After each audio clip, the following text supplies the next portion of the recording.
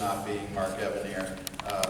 Some of you may know he couldn't, his flight was delayed. He would be here tomorrow, and he was scheduled, I think, for 11 panels or something like that today. So 11 panels for the whole thing, but I was glad that I could step in. I'm Andy Kunka. I used to co-host a podcast called The Comics Alternative, and I teach comics at the University of South Carolina Sumter. And more significantly for this panel, I was reading DC Comics in the 90s like crazy. I was on the hook for them, and I'm really excited to be able to moderate this panel with four of my favorite artists from that era. So we've got Tom Grummett, Richard Case, Joe Staten, Daryl Banks.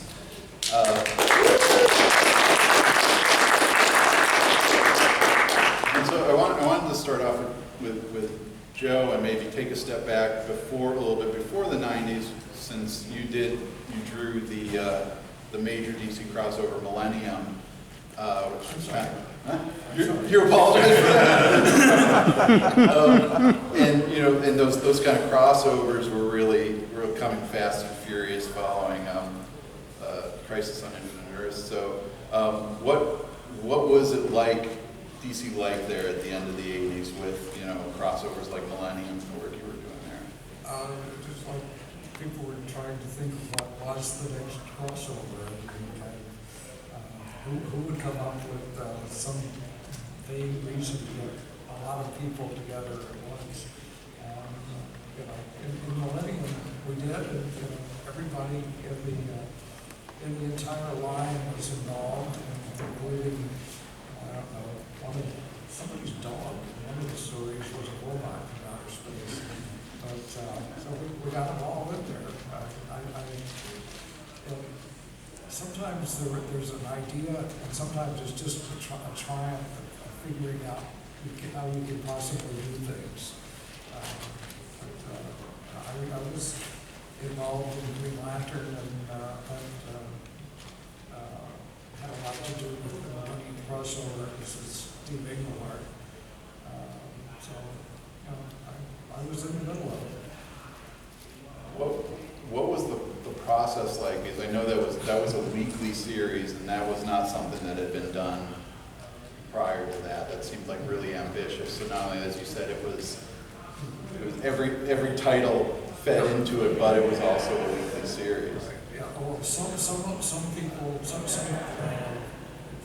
series cheated a bit. One of Mike Barr didn't want to have anything to do with the crossover. So in his book, somebody looked up and said, "Oh, look, this guy's turning red," and that was the event.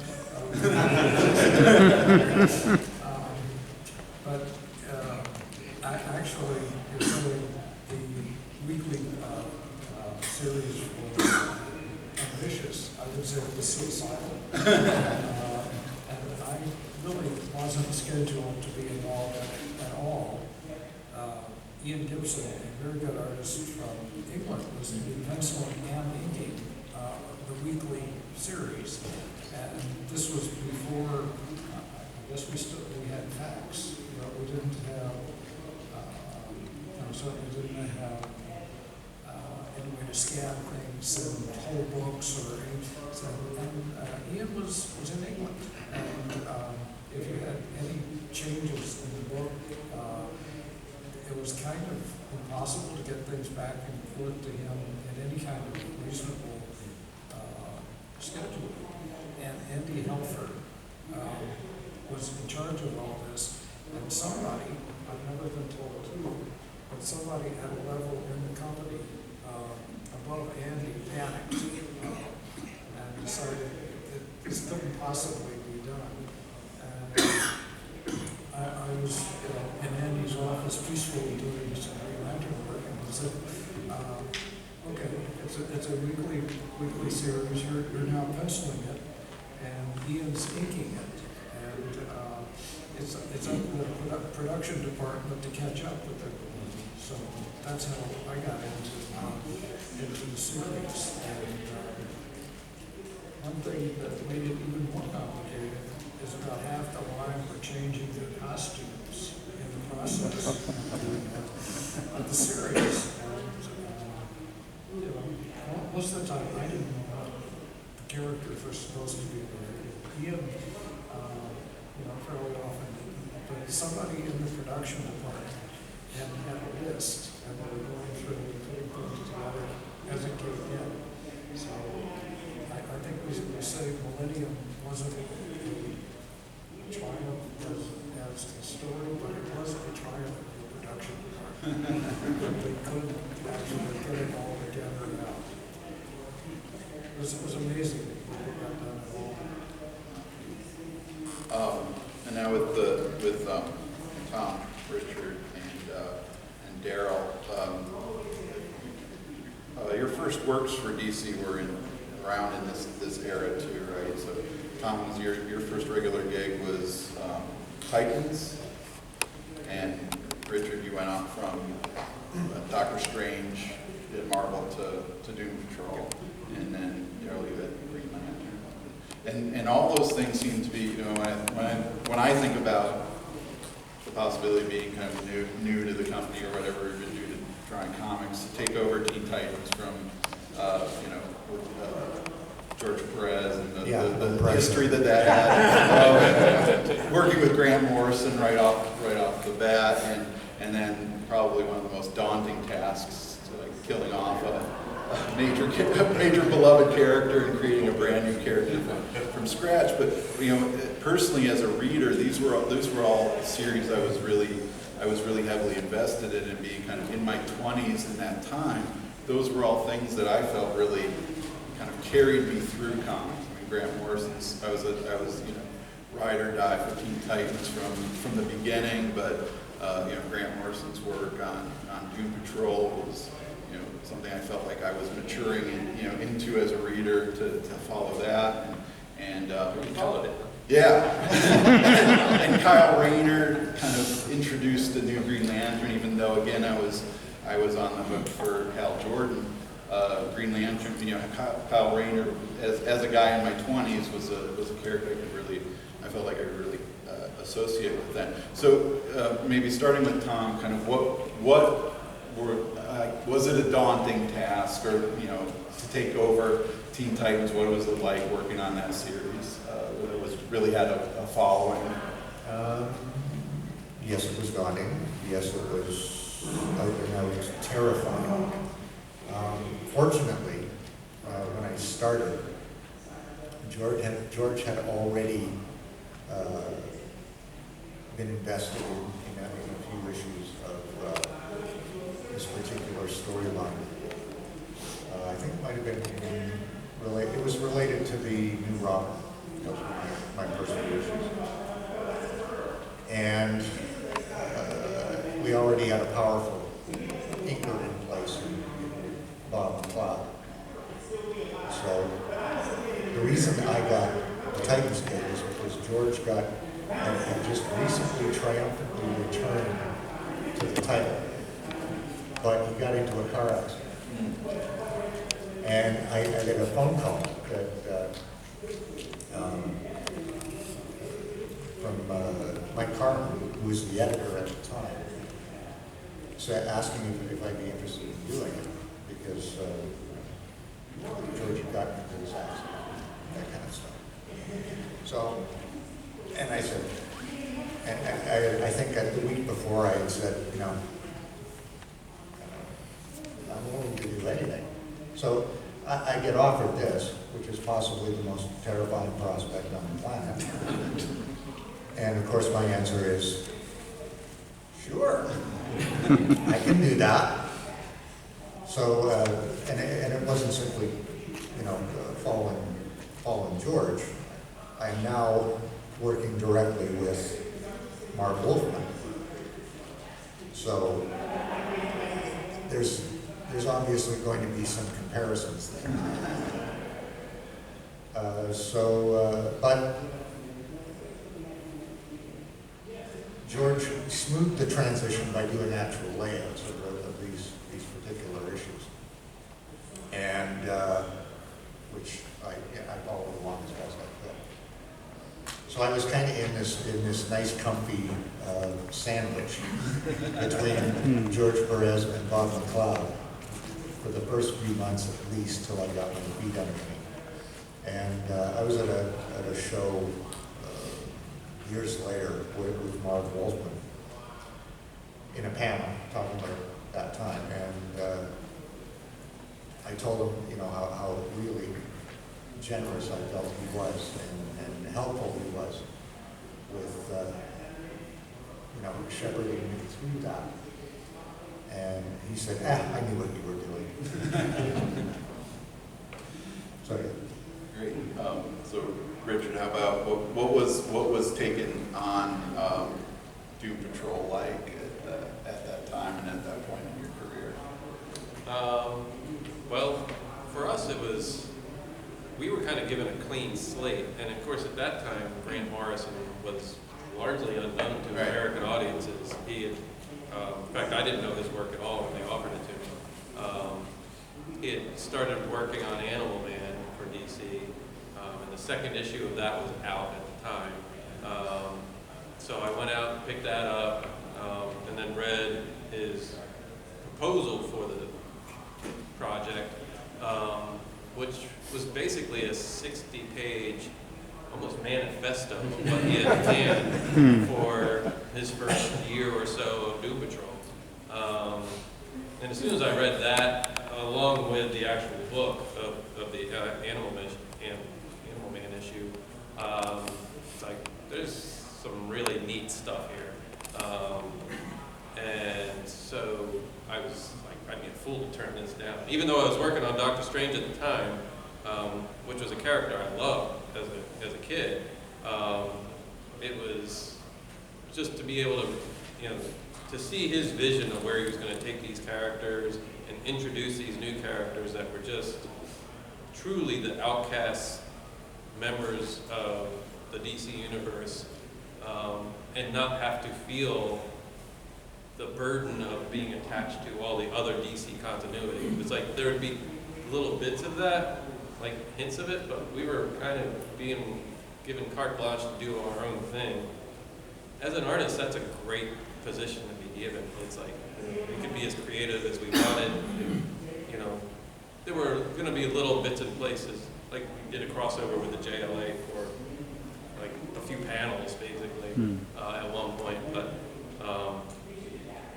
to be given that freedom to do your own thing with DC characters was just such a great potential thing to do. I was just like, yes, I'm on board.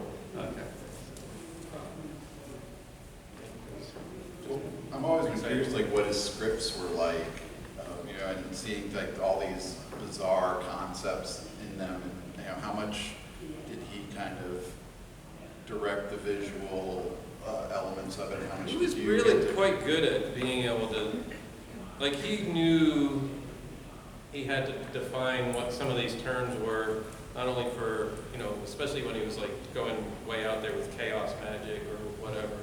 I was like, he had a good understanding of how to get some of the across to the everyday man, you know, the layman, or to me, to just even to describe it, to, like, he would give panel by panel descriptions of a lot of that kind of stuff. Not to the point of like an Alan Moore Watchmen script or anything like that, but you know, a lot of it was spelled out.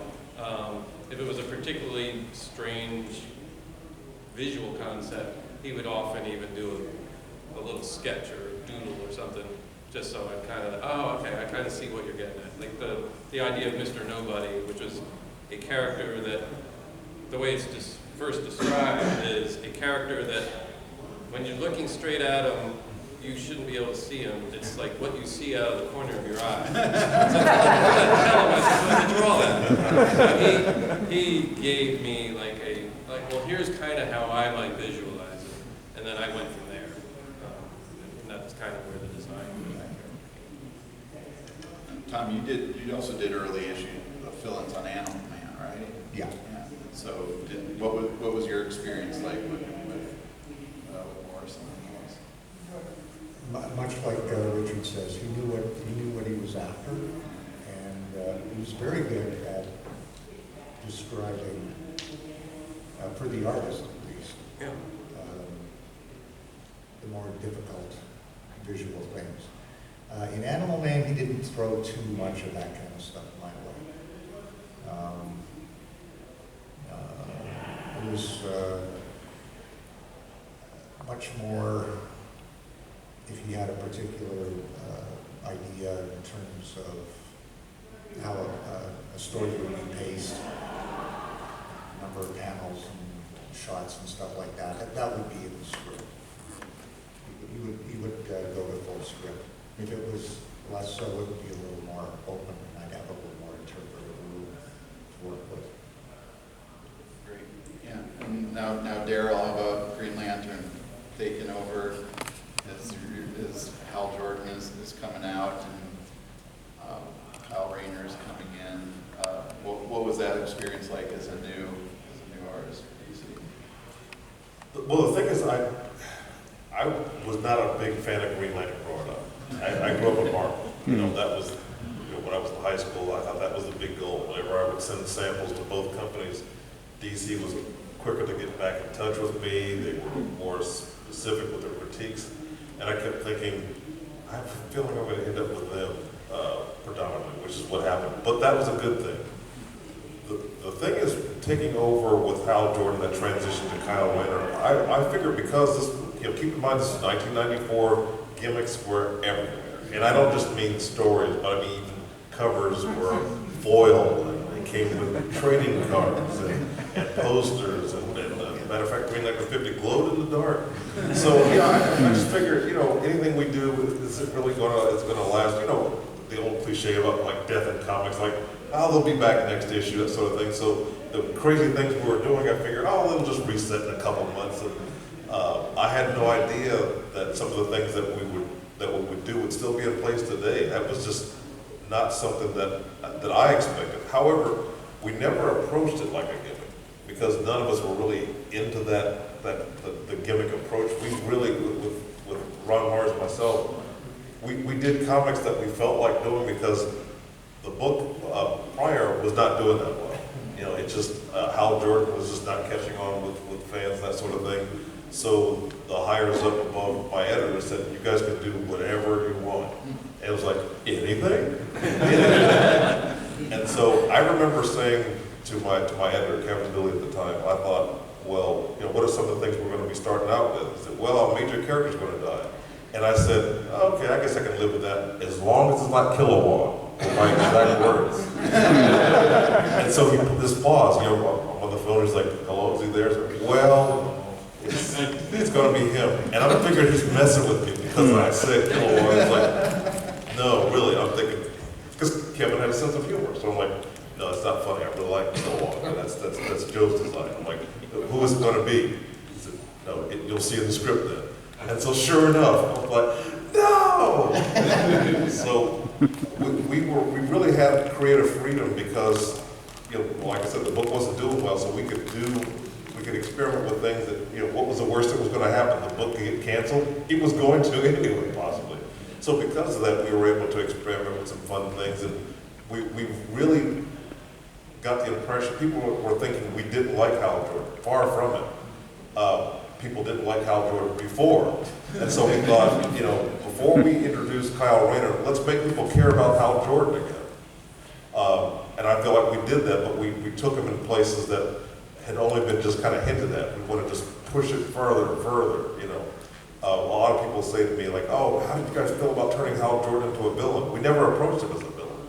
Anti-hero mainly, but not really a villain. It's not like, oh, he's going to team up with Darkseid and rule the world. No, he was, I felt like Hal Jordan's anger was like the anger any of us could have. Like, imagine you're on a job, you're doing your best, and they promote somebody else. How would you feel about that? That's kind of how we approached it. More like he'd had enough. Like the things that he asked of the Guardians was reasonable, and he turned it down, and he snapped. It was something that we felt like everybody could identify with that. Like we gave him more power, but grounded him at the same time. It was the balance we were looking for. And with Kyle Rayner, it was simple. We wanted Hal Jordan is sort of like the Chuck Yeager of Green Lantern. He was the hero you wish you were. Kyle is us. It's kind of like, what am I supposed to do with this ring? I mean, he literally says that in the panel.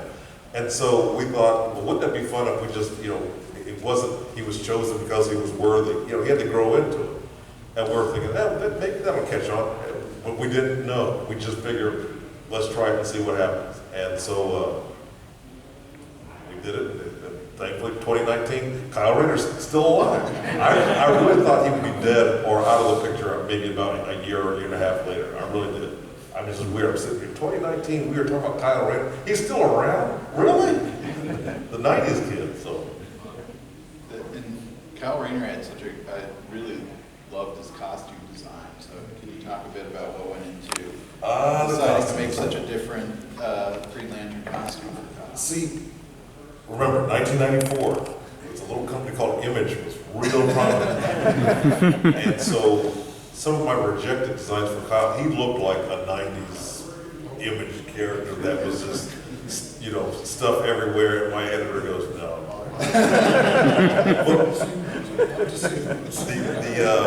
If you think you want to see it, they might injure your eyes, I don't know. My editor said, keep in mind, 22 pages of all this detail, you'll hate yourself. He said, we want to keep this simple, not so much, one, because I wasn't the fastest artist in the world, and two, he said, the point is, we want what he creates to be the focus, not what he looked like. But me being an artist in Wizard Magazine, really promoting the popular artists of the day, I wanted to get some attention, so I wanted to put all this interest into the costume, and it was like, it's got to be simpler than that. So, after rejected idea after rejected idea, we came up with the idea that, the look that he has. His mask, which was in some ways still a point of controversy, was actually inspired by a 70s Marvel character. Marvel had a character called Sunfire, a Japanese superhero. I love the fact that Sunfire's mask, it didn't exactly follow the contours of his nose, it was just kind of there. Don't ask me why that's always been something that I've always loved about it. It's like Iron Man. Iron Man, except for that brief period in the 70s, he did have his nose. I can't tell you why I thought that was interesting. I thought if I ever can design a character from the ground up, he's going to have a mask kind of like Sunfire. So that was the jumping off point for Kyle Rayner's, the crab mask, people call it.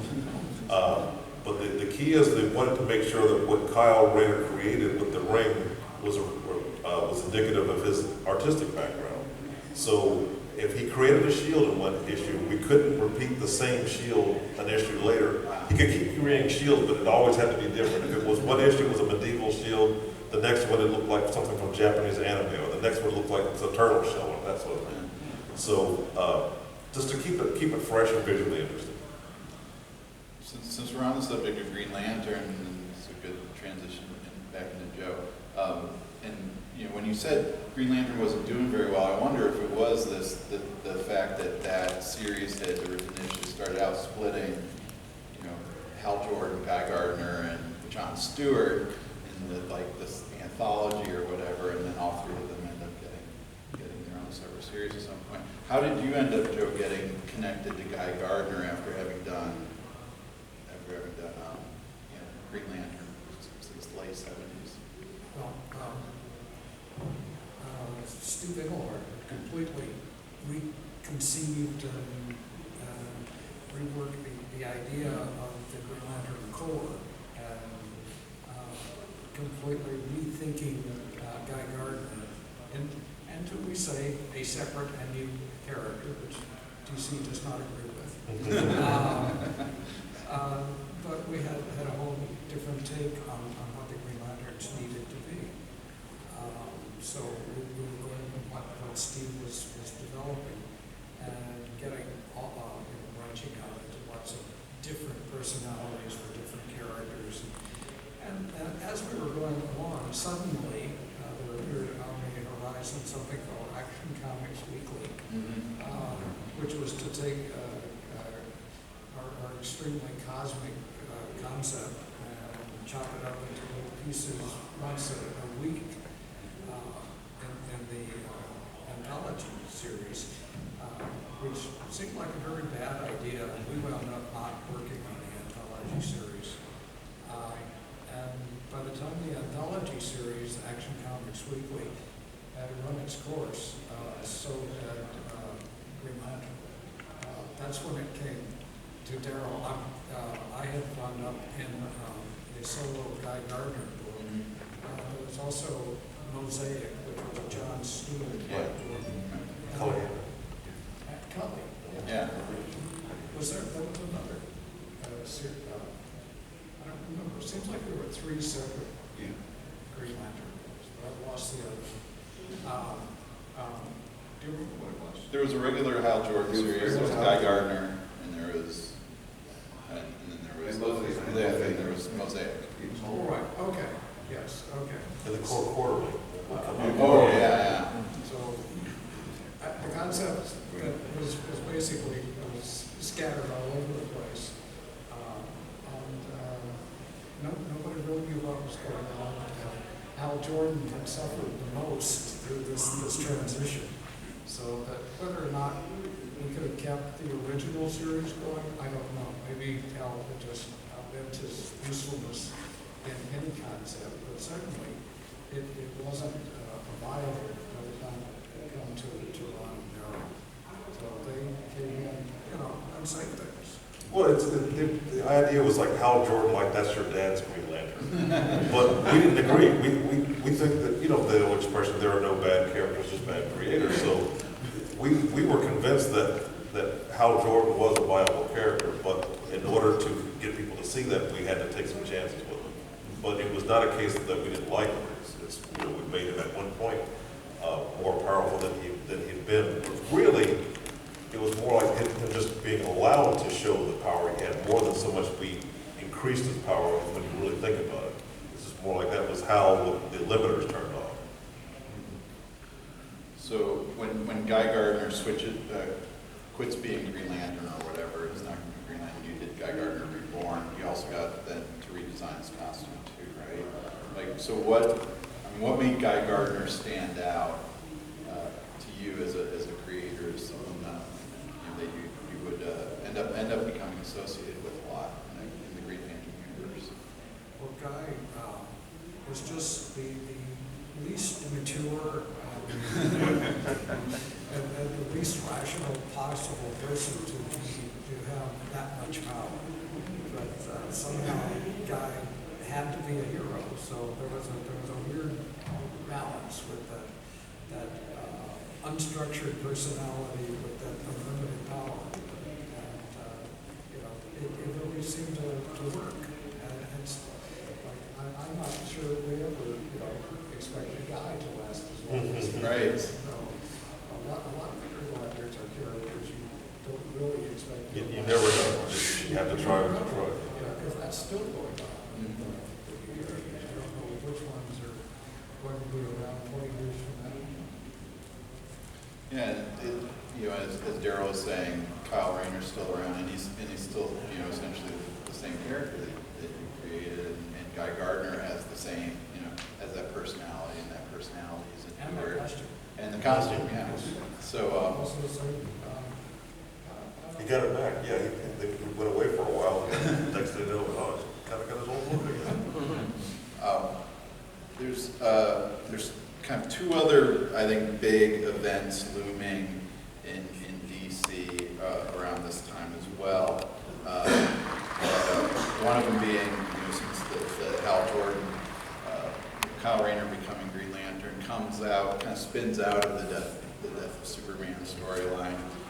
So wanted to ask comment about being involved in that, the death of Superman, the creation of Superboy, and all that going on. What was that like, being involved in such a major event? How much time have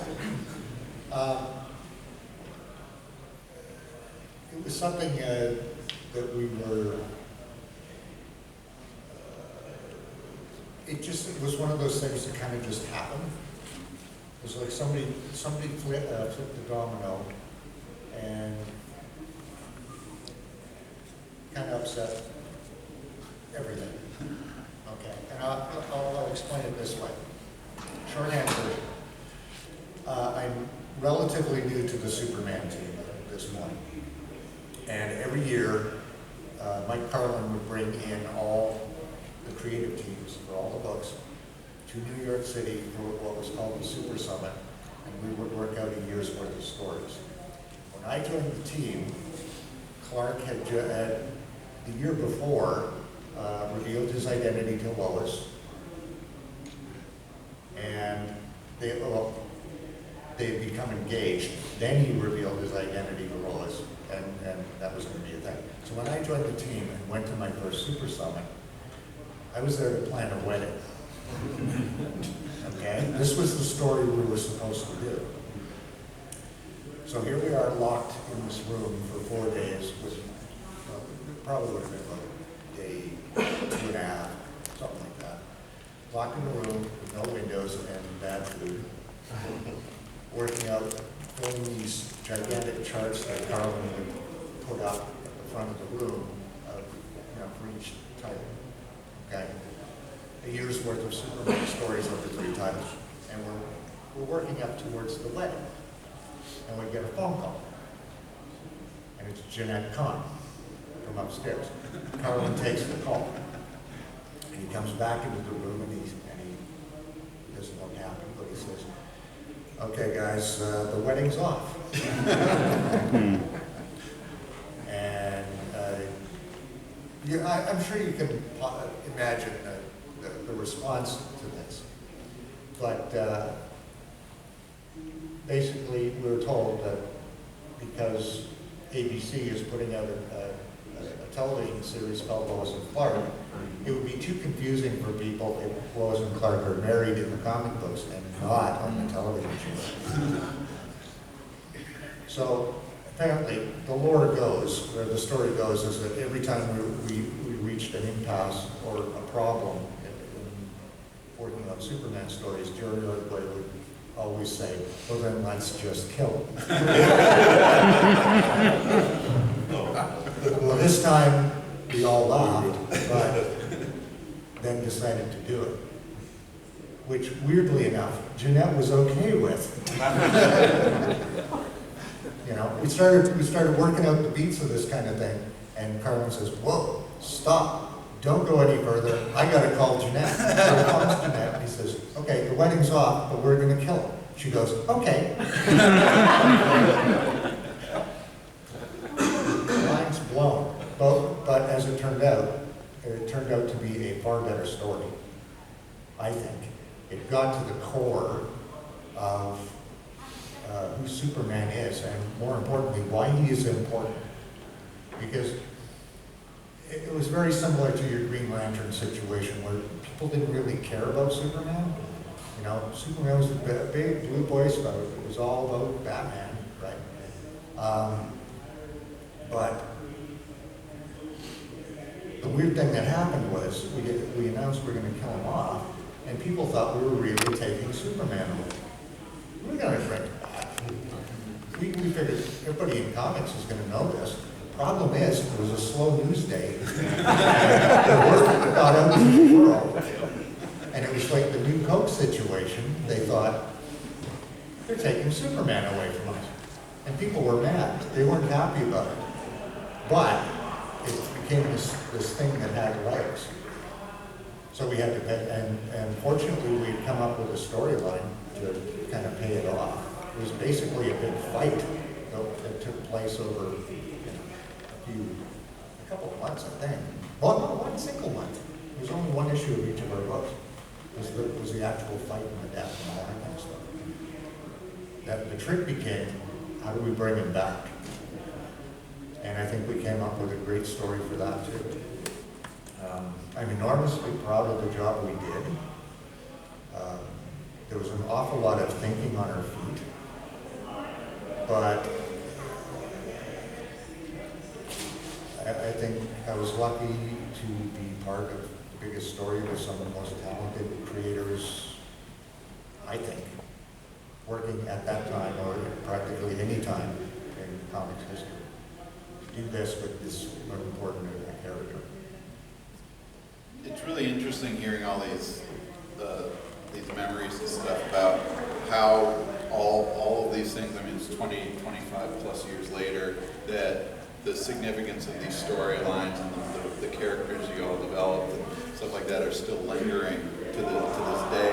They have stuck around for all this time. And though this may seem kind of like a weird segue, something similar is going on in Doom Patrol, because you're planting the seeds for Vertigo, and Doom Patrol may not even know, don't even know, right, that you're kind of working on something that's going to end up being a kind of whole niche of DC Comics that ends up spinning off into its own imprint. And then you did stuff like Ghost Dancing and the Tim Hunter book and stuff like that. So can you talk about that that transition into Vertigo from DC proper, and what that was like as a creator? Sure. Well, certainly when we were working on it, that wasn't that first few years. Right. Part of the plan. There was no talk of another imprint coming along. Maybe the third year in, they started to do certain things to make them seem separate from. They actually gave it a mature readers rating, along with things like Sandman, like a lot of the books that became Vertigo books later. They started giving them the mature readers storyline, because they were starting to see, we want these to kind of stand out as different. So along with Sandman, Swamp Thing, Shade the Changing Man, they started to separate them off. But the whole idea of there were a couple creator-owned books that I think kind of got in there a little bit before Vertigo separated out, but like the imprint of doing that came from a whole other place where actually it was Art Young, who was one of my editors on Doom Patrol at a point. He actually had gotten hired by Disney, of all places, to start a mature readers line, and it was going to be just creator-owned stuff.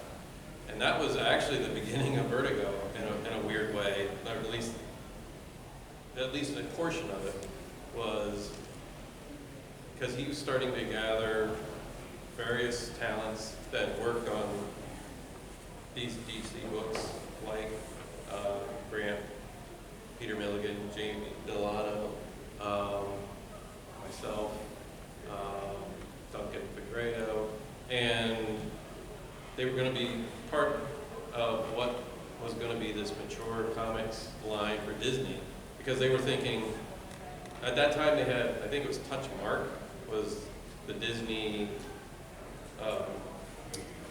movie. Touchstone. Touchstone. Touchstone. Yeah. Oh, that's Touchmark was going to be what was going to be the comics line.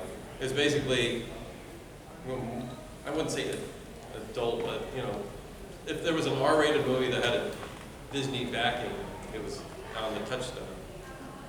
So their thought was, all right, let's try and do this with a comics now. And then they started seeing what the stories were going to be. And they got shy. They got cold feet.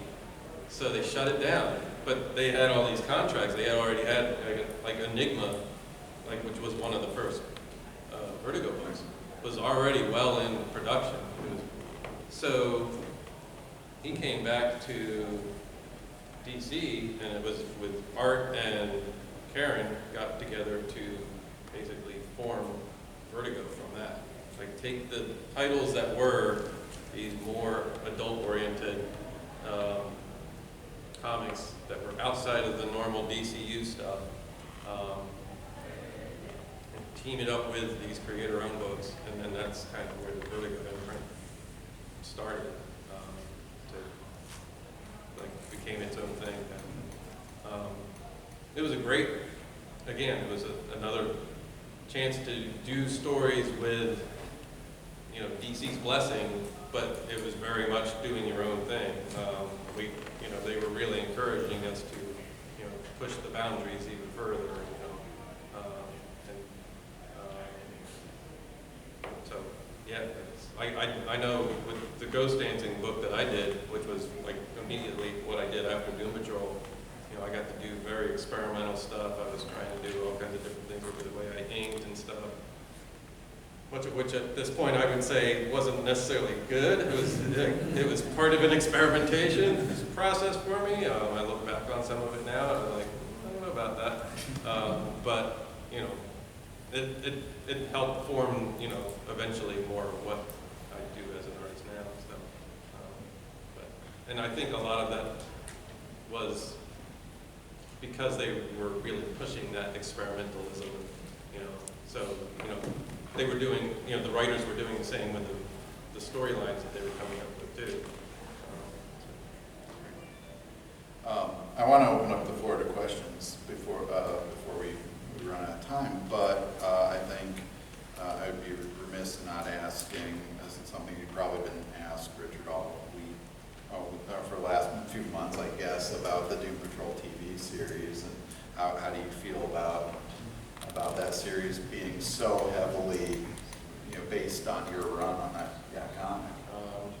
Well, I was a little apprehensive at first. It's like when I first heard they were doing it, I was like, I didn't really, well, how are they going to even like take these different strange elements and put it together as a live action TV show?